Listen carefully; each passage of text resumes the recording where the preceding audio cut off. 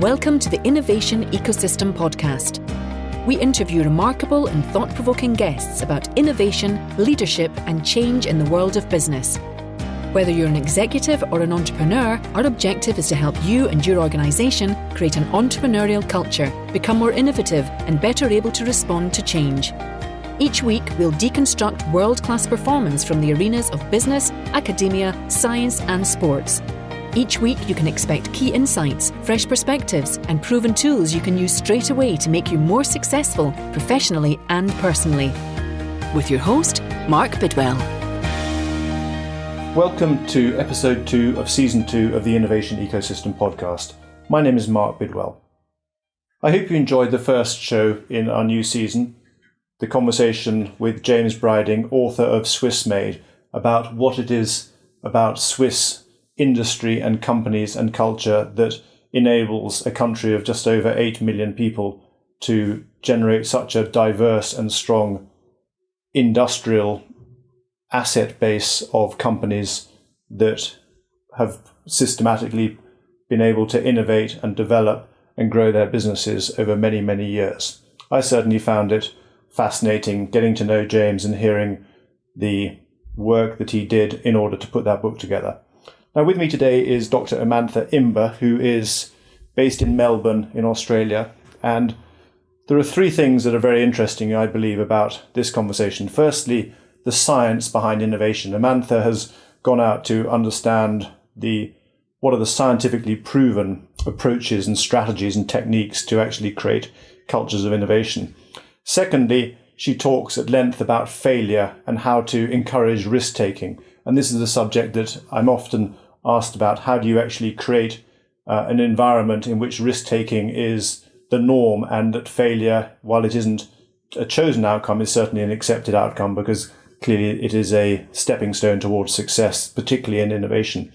And thirdly, I was fascinated to hear why it was that companies like Lego and Coca-Cola and Disney chose to work with Amantha and her team.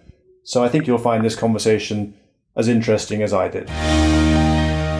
Welcome to the Innovation Ecosystem podcast. My name is Mark Bidwell, and with me today is Dr. Amantha Imber, who is an innovation psychologist, a best-selling author, and founder of Australia's leading innovation consultancy, Inventium. And this is a company that's helped businesses such as Coca-Cola, Disney, and Lego innovate more successfully. And in 2015, Amantha was a finalist in the Telstra Businesswoman of the Year Awards and was recently inducted into the Australian Businesswomen's Hall of Fame. So welcome to the show, Amantha. Thanks for having me. So how do you answer the dinner party question, Amantha? What do you do? It's a tricky one, but in a nutshell, I say I help make companies more innovative. Pretty simple. And I mean, how did you get into this? I mean, why are you spending your life doing this?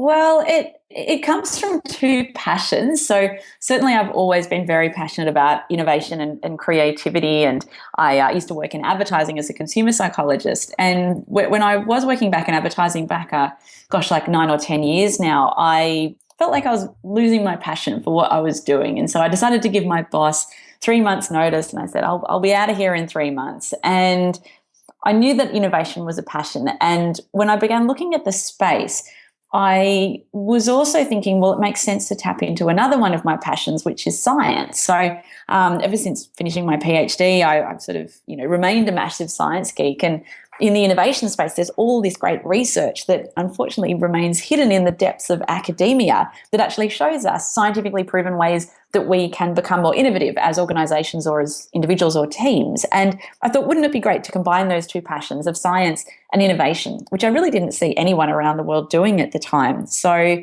that's kind of how I got into where I am and the passions that have driven me.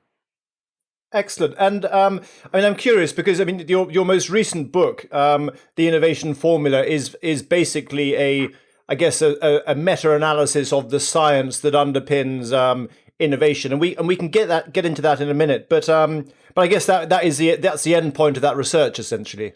Is that correct?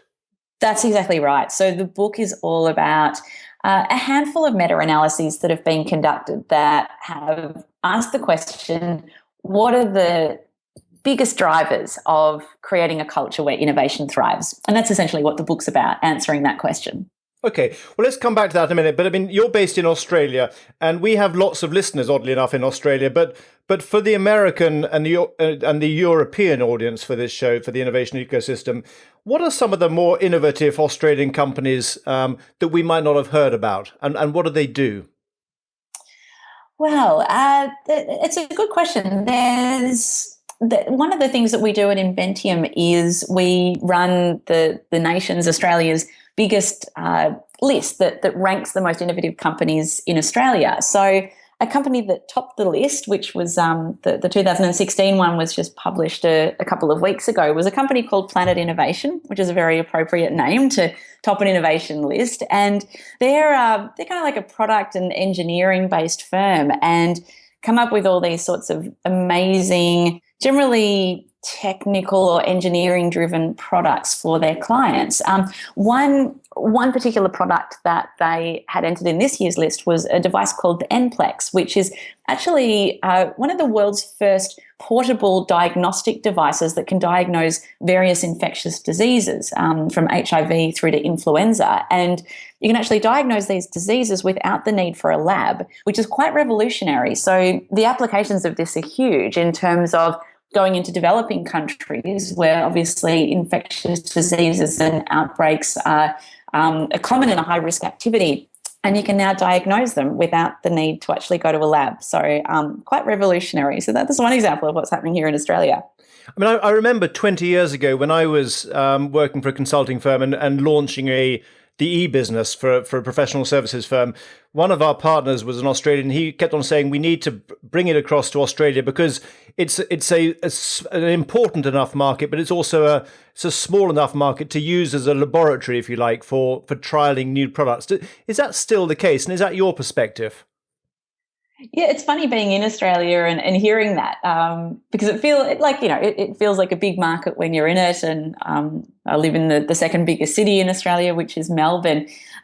So, like as a kind of, consumer or customer of various products, I don't feel like I'm living in a test market, but that's kind of cool if I am. I think it's pretty fun living in a test market. Well, it's all about perspective, I guess. But I guess, I mean, the other thing, let's talk about a couple of your clients who you're working with, which obviously demonstrates that these are significant global clients. So we've got Lego, which is 65 years old, Disney, which is 90 years old, or almost 90, and Coca-Cola, which is 130 years old. Now, these are companies which obviously have got enormously strong cultures that have contributed to their success over the years. So can you just say a little bit about how have you worked with these companies and what have you done that has shifted or changed how these organizations operate and innovate?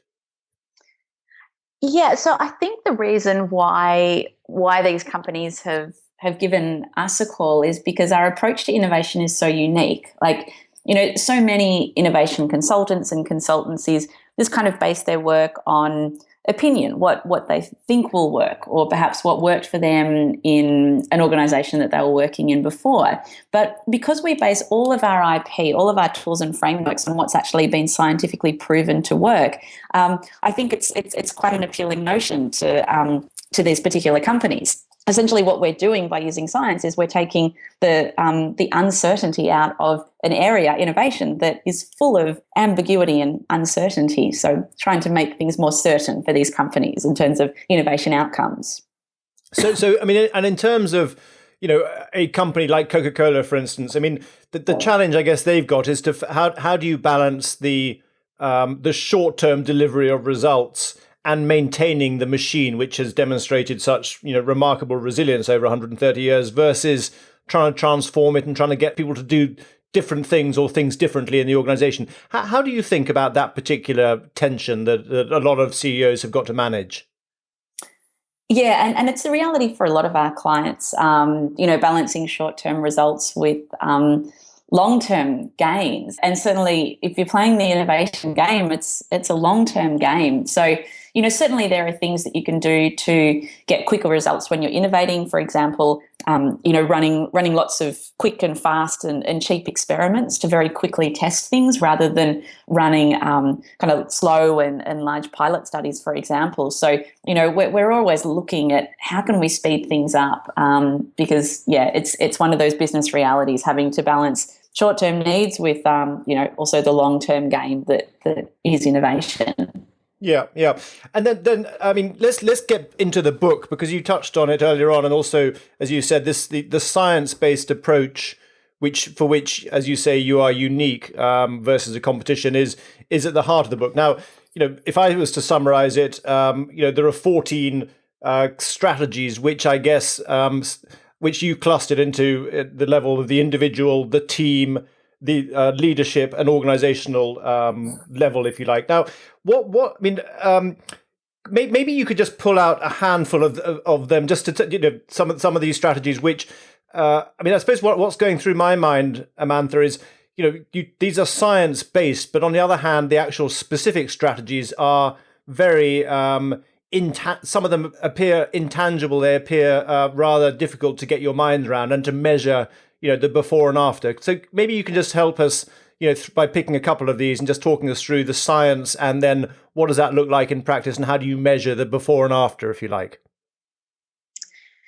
Sure. So one of the biggest problems I find that a lot of our clients, particularly large organizations, face is trying to foster a culture where risk-taking is embraced. So one of the 14 chapters in the book is all about risk-taking. And I think it's quite a hard one for companies to really embrace and kind of put into action. So what's really important for organizations to think about there is thinking about what are clear ways that they can signal to employees that risk-taking is okay. One of the examples that I go into in the book comes from the Tata Group, big organisation, about 100,000 employees globally. And something they've done to really bring an acceptance of risk-taking to life is an award program that they started, the InnoVista Awards, which are an annual sort of like rewards program for innovation. And what they've done is one of the categories of awards are called the Dare to Try Awards, which is essentially awarded to ideas that have failed. So it's a great way of signalling to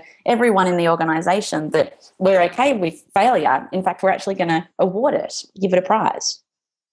So, sorry. Yeah, I was going to say, that's fascinating, because I've been in front of executive groups talking to them about a willingness to fail and to take risks, and often the response that one gets is, rolled eyes. Well, we're a public company. We don't fail. We can't fail. And it's a very hard sort of emotional concept for people to get their minds around, particularly if they've built their careers or their self-images on never having failed at all. How does a company like Tata, how have they done this? What's the mindset of leaders to enable this program to be put in place and to be as successful as it appears to be, based on having read the book?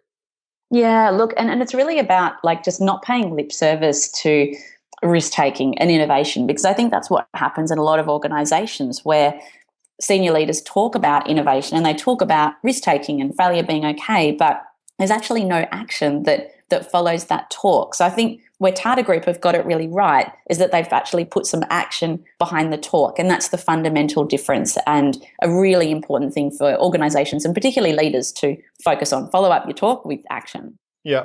And I guess there are a couple of other things here. You touch on, blameless postmortems, which are very powerful. I've also used pre-mortems, which is another way of, at least in enhancing the likelihood of success. But I suppose the other piece here is around, the learning, and if one's able to identify very clearly up front what are the learning objectives from this project as well as the financial objectives, then that becomes part of the assessment. And so you're always going to take away something significant from a project, irrespective of whether you got the financial outcomes or not. That's exactly right. Yeah, absolutely. And I think what Etsy started doing around blameless postmortems, which I write about in the book, is fantastic. Essentially, it's, if you've got a culture where it's just a bit of a blame game, where if something goes wrong, people look to point the finger, that's really bad for innovation, because people aren't going to take risks because they're for fear of being blamed. But at Etsy, what they've done with their blameless postmortems is basically said, let's look for the cause as opposed to the culprit, which is a fundamental difference and really helps get away from that blame culture. Yeah, lovely. I mean, the other piece, sort of structurally about your book, which struck me is, the fundamental principle here is that the individual is the main agent of change and of innovation. So you start with the individual, and here I think there are three different areas: there's challenge, there's autonomy, and there's recognition. Let's change. Put you founded your company. Let's put you on the spot a little bit here. So, if I was working for you and sitting in one of your meetings, what would I see you doing? What would I hear you saying to create this sense of challenge and autonomy for me, if you like, as one of your employees in your company? Can you just give us a sense of how you go about doing it and what drives your behavior as a leader in these two specific areas? Because I think these are areas which are quite difficult to. I mean, these are quite personal. How you'd measure them, and so I just wonder how the science works here. Can you sort of unpack that a little bit for us? Yeah, absolutely.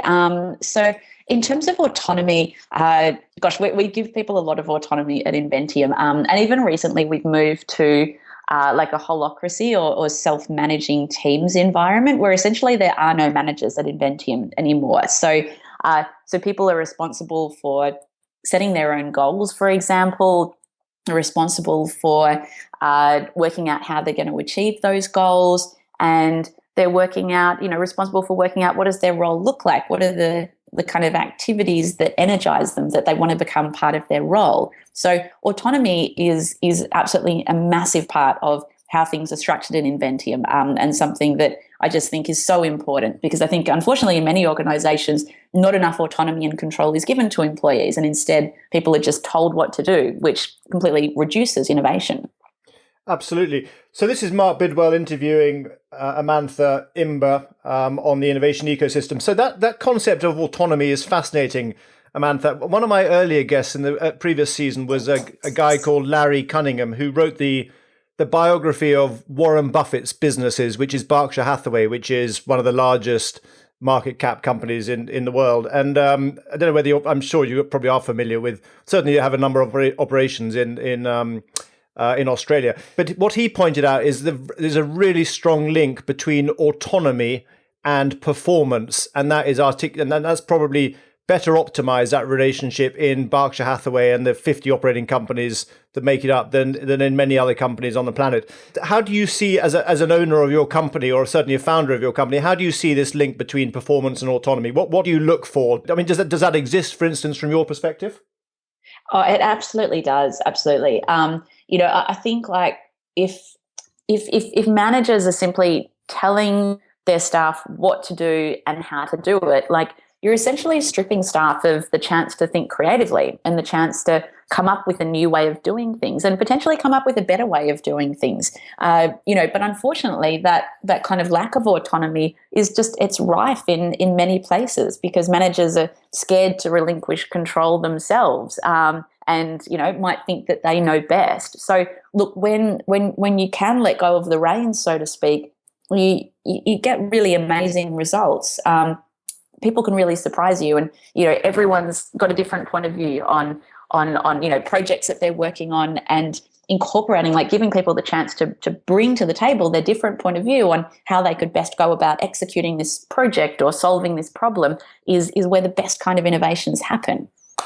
Interesting. I mean, I fully agree with you, but I also wonder. Let's say there's a leader listening to this podcast today, and they are probably, the way they lead is more of the traditional hierarchical, old-fashioned manner, and this conversation around autonomy is leaving them thinking, well, that might work in some organizations, but it will never work in my, for example, heavily regulated, incumbent industrial organization.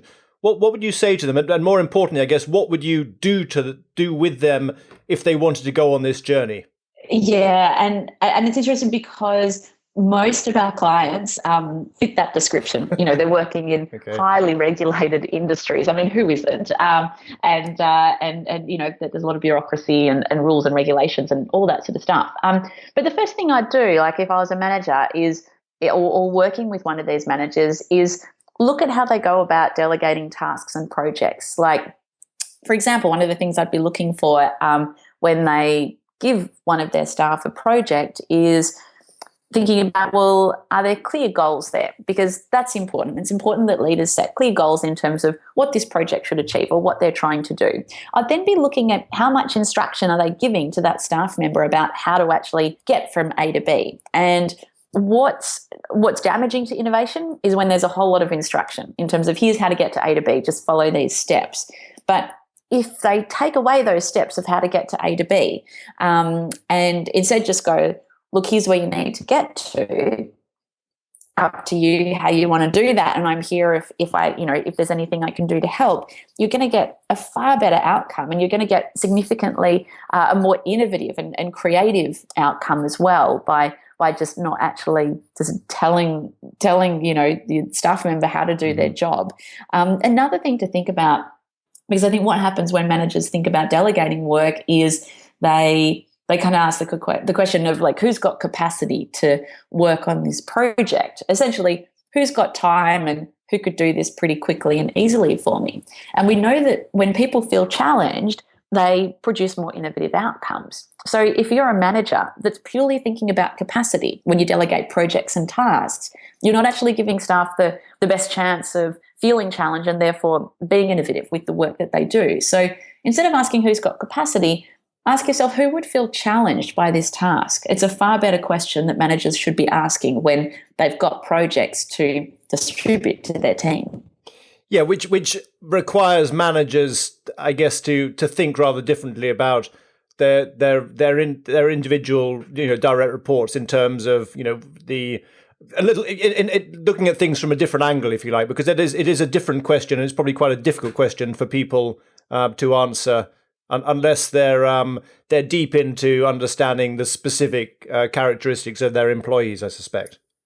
Yeah, absolutely. So the one of the things that I guess I was also intrigued about, and it's a theme running through here, is the role of the leader. I mean, at the team level, for instance, you talk about the debate. The willingness of a team leader to create an environment where people can actually have active debate. And then another of the big levers I think you talk about is senior leader support. If I was to come down to Melbourne and sit in one of your team meetings, for instance, what would I see you doing? What would I hear you saying to foster this kind of debate in your team? Yeah, and it's a really good question. I think for us, and I think it's something that we're working on as a team. We're by nature a very optimistic team, and personally, I don't think, and it's something that we talk about as a team, there are enough black hats on the team. And certainly the people that do kind of wear that black hat, that are the ones challenging things, I absolutely love their point of view, and they get a really good amount of airtime when we're having discussions or debates about something, like should we go down this path strategically, or for example. So it's interesting though, when we're recruiting people, we put them through quite a lot of stages and various assessments. And one of the assessments actually looks at how good are they at speaking out when they disagree and having different points of view. So it's certainly something that is really important to us in recruitment. And I think it's, for me, I think about, it's really important to give those people that do have opposing views a significant amount of airtime, because if we're all just in agreement, we're not going to get to the best solution. So that's certainly one of the things that you'd observe. Yeah, absolutely. I mean, I'm curious because I think you mentioned in the research I did for this conversation, I came across some comment around how you spend a huge amount of your time interviewing. I'm curious, what else do you look for in candidates? And secondly, and this isn't meant to be presumptuous, but when you're interviewing clients, if you like, as to whether you're going to take what are you looking for there in terms of either warnings or things that say, yes, I must work with this person or this organization? Yeah, it's a good question. So certainly with our own recruitment, it's a mix of all sorts of things. Like obviously there's not obviously, but there's a lot of skills testing. So a lot of simulation based activities. Culture fit is everything. We get a lot of people that look fantastic on paper, but they're just culturally, when we meet them or get to know them, we just think it's not quite going to be right. For example, we're a very collaborative culture. So when we meet people who are naturally quite competitive in nature and like competing against people on their team, we know that that's not going to work out too well. And we're just interested in how people think as well. There's various different tests: simulation, culture fit, values fit as well. So all those sorts of things come out in about the 10 stages that we have. When it comes to clients, and certainly for us, it is like a recruitment process, because we do actually say no to some clients where we don't think that we can have the impact that we want.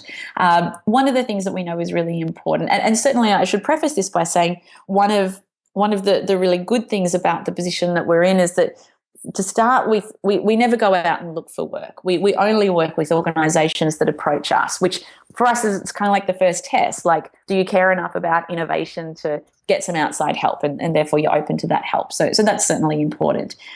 We then need to be sure that the senior leadership team or the exec team is on board with innovation, that they're not just paying lip service to it. And we do that through discussions and seeing how they're talking about innovation, what they've done so far. If we find that, like, the CEO or the managing director is, we don't really think that they get innovation, or they're not really behind it, then we generally opt out, because we just know that we can't do our best work if innovation's not supported from the top. And what are the warnings? Sorry, what are the warning signs that tell you that's the case?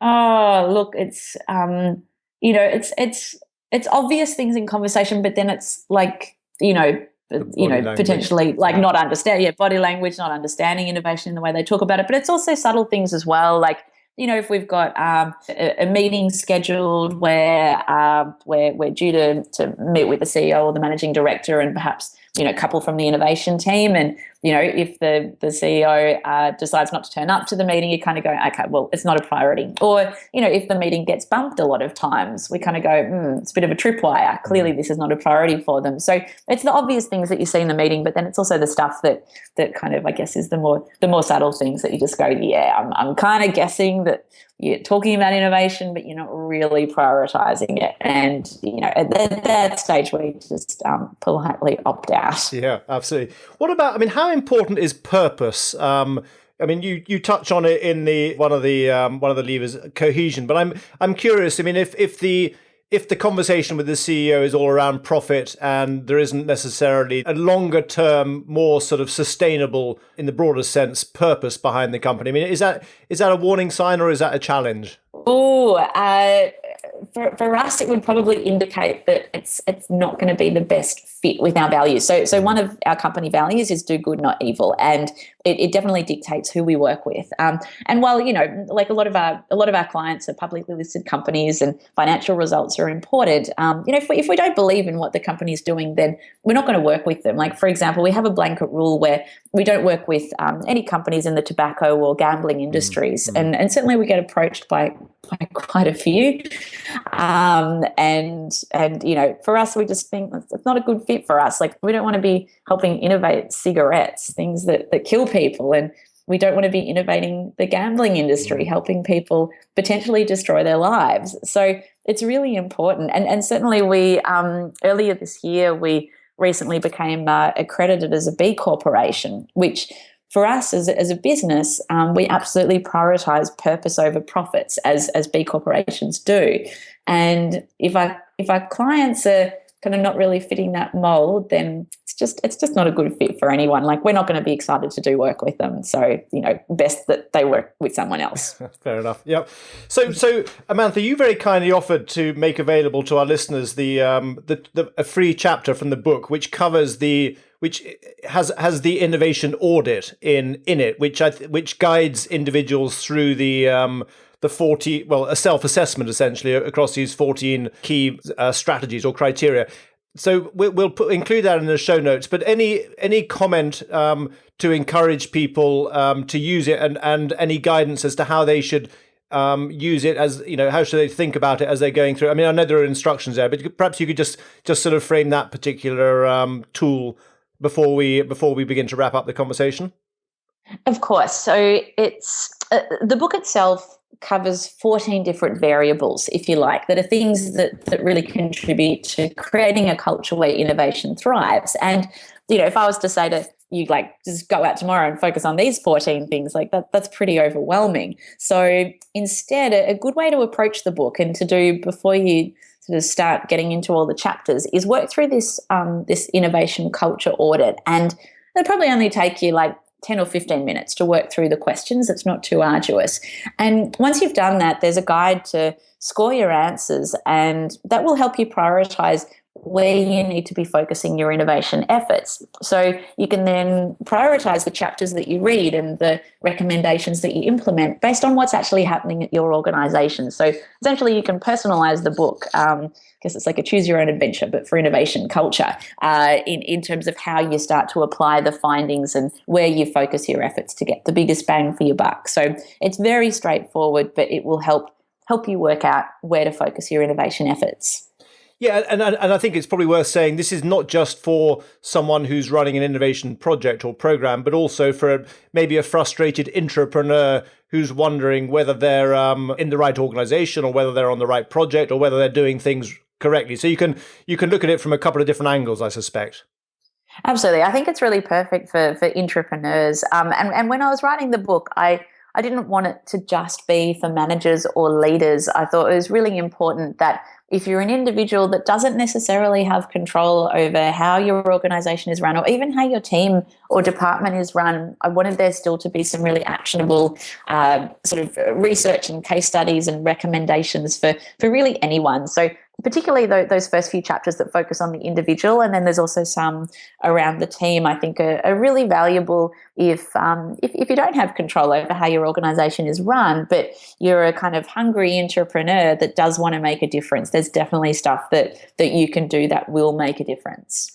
Yeah, I mean, that's wonderful to make that point, because I mean, essentially that's at the heart of this innovation ecosystem program, essentially, is, to empower individuals as well as leaders to actually take control and take steps forward towards raising their game or making their projects happen more quickly, more successfully. So yeah, it's great that you've made that point, Amantha. So just beginning to wrap this up, this is Mark Bidwell, just closing up the conversation with Amantha Imber. So Amantha, I sent 3 questions across to you a few days ago, and I wondered if I can just get your views or your answers to them. So the first question was, what have you changed your mind about recently?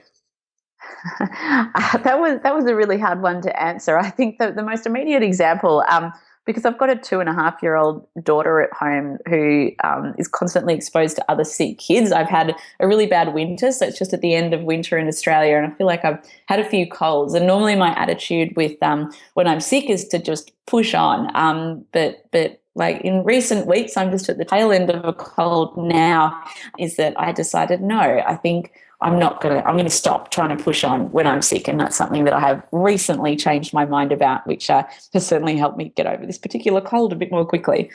Well, I mean, and recovery and resilience, I mean, these are things that, if we are sort of achievement-oriented individuals, we tend to sort of downplay. But one of our previous guests, a guy called Scott Pelton, talked very, very eloquently about how he works with senior managers to help them recover from big events, but also from minor sicknesses or illnesses, which can really slow you down, but normally you charge through them. So yeah, that's well, I'm glad that you've learned that lesson. That'll pay enormous dividends. Second question: yes. What do you do to remain creative and innovative?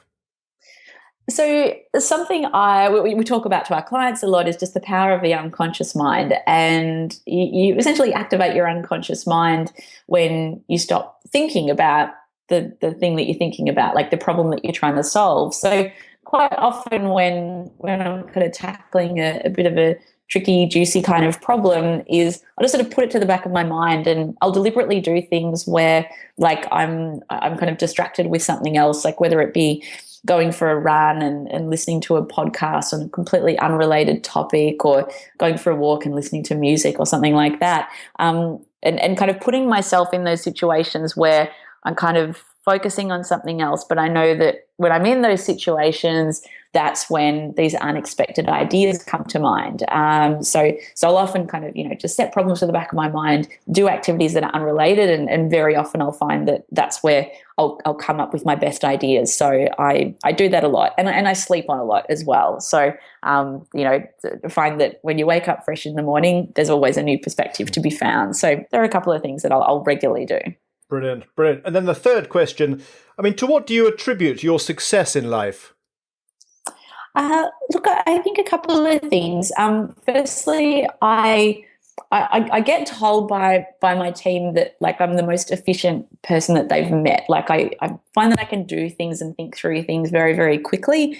And I think that, given we've all got the same amount of hours in a day, and particularly when you're a parent, those hours kind of condense immensely. I think being able to work through things and think through things quickly has served me really well. And look, I think the other thing that has served me really well is I think I'm quite optimistic in nature. I think that's sort of just how I've kind of been programmed. Obviously, you can learn how to be optimistic, but I wake up like most mornings just being really excited to start the day and kind of wondering, I wonder what's ahead. It's going to be a good day, and that's just kind of my mindset.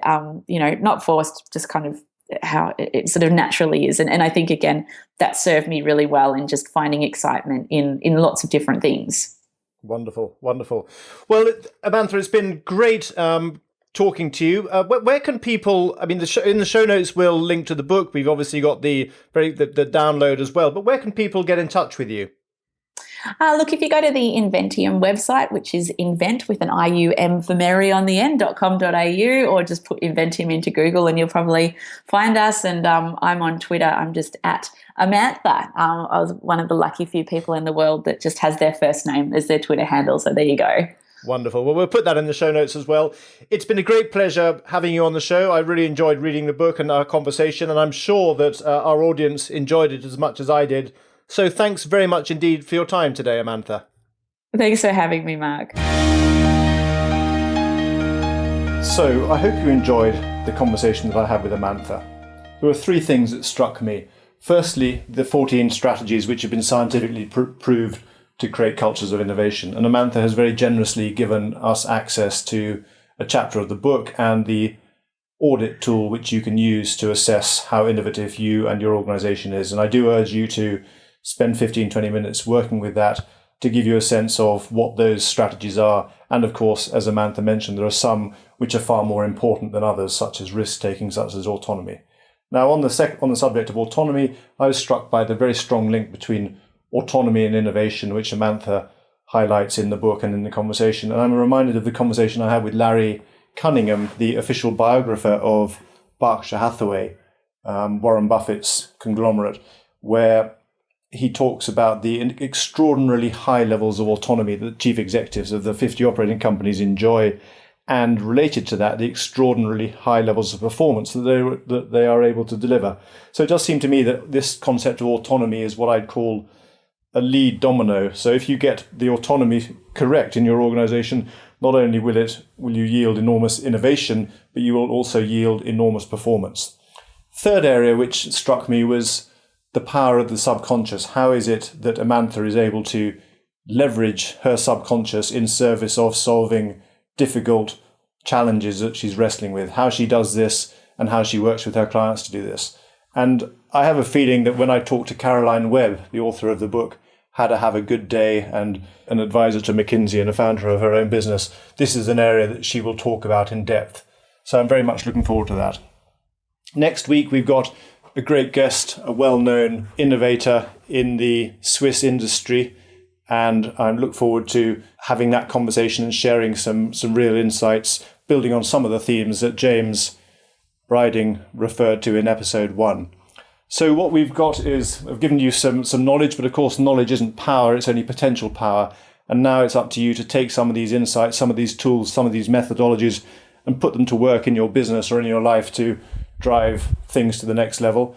I hope you've enjoyed the show. If you have done, please do go to our site, have a look around and look at some of the additional materials that we put together, and also the 22, 23 previous episodes with guests that are sitting on the site.